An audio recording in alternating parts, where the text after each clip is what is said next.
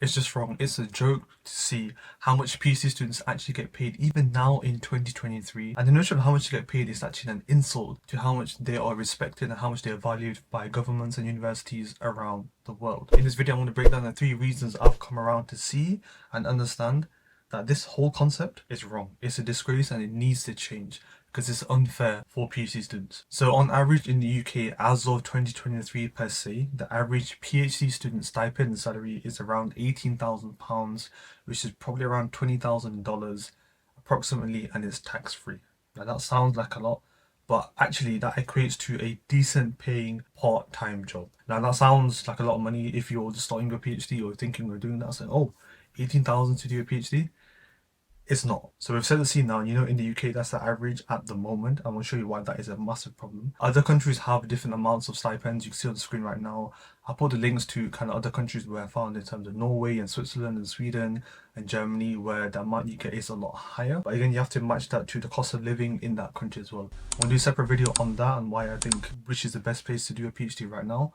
But back to this video in terms of why this system is wrong. Here are those 3 reasons. So reason number 1, let's again think about that 20,000 as a ballpark in your mind whilst I'm going through this kind of discussion and explanation. You are told in your contract by your supervisor and by other people to treat your PhD as a job. Now here's my gripe with this. If you're supposed to treat it like a job, shouldn't you be paid an actual full-time job's worth? Makes sense, right? Because when I look back, again, I didn't get paid for my PhD and other people have done and still have problems because it shows how little it is. You're expected to treat it like a job in terms of work-life balance and get your PhD done in general times, normal working hours, but you get paid a part-time salary.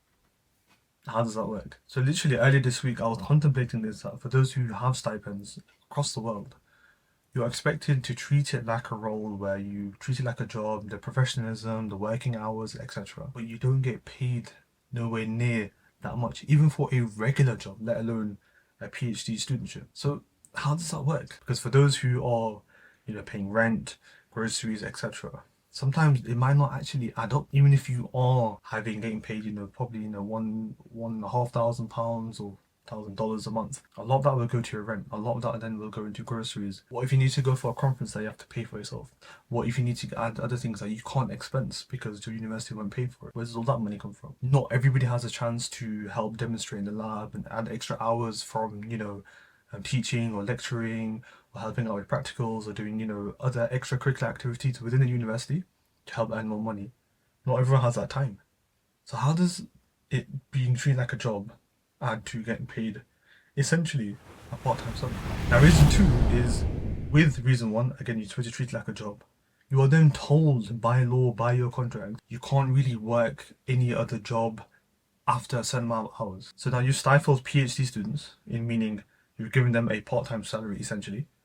We'll come back to that in a second. And if they want to do work outside of their own time, so the evening, weekends, they've done all their PhD work, they've done all they need to do for the week, and then using their own time when they're supposed to relax to do other work to make more of a living, they can't do that after maybe, only 8 hours a week or something. And this day and age, 8 hours might not be enough. So then you're penalized for using your own time to make more of a living so then you can survive, to do your PhD more, to have more time to do your PhD, because then you're not trying to make ends meet. That doesn't make sense either. So some contracts have where you can only work 8 hours extra, like another part-time job. Some actually don't allow you to. Some are a bit more strict about what you can do. And this is within your contract of the money and the salary that you get. So why bottleneck and, essentially cap people? And then if they want to use their own time to make more because you're not giving them enough, they can't. That needs to change. So reason 3 is the fact that, okay, fine, you're supposed to treat it like a job, fine. You can't really work any extra jobs up to like a certain amount of hours, fine. But all of that negates the root cause of the problem, which is a PhD isn't a job in the first place. The amount of times I've spoken to hundreds of PhD students across my time in research, I haven't met one who have had worked 9 to 5 or normal hours. Sometimes they're in weekends, some more than others. Sometimes I have to work late nights. Sometimes there's a deadline I have to work around the clock. So you can't actually treat it like a job because it isn't one. You're working all the time sometimes.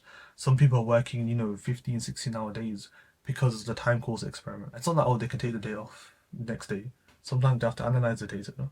So even if you wanted to treat it like a traditional job, you can't.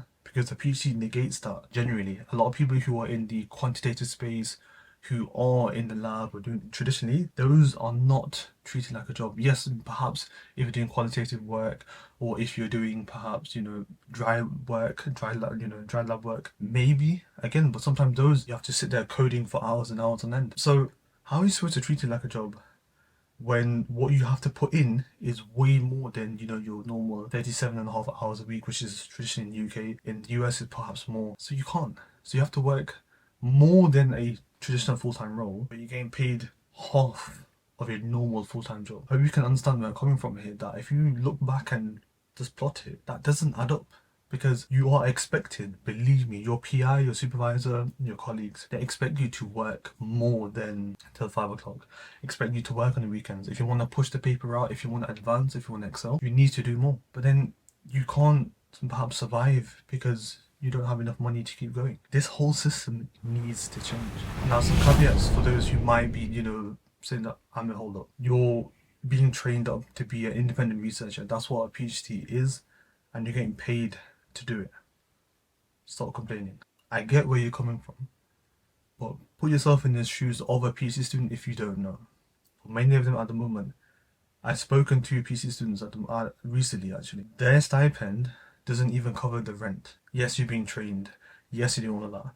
But if the money you are given in order for you to survive isn't enough for you to survive, things need to change. Either give more money or give them the opportunity to earn more money. Just for them to, I'm not saying a PhD student should be a millionaire.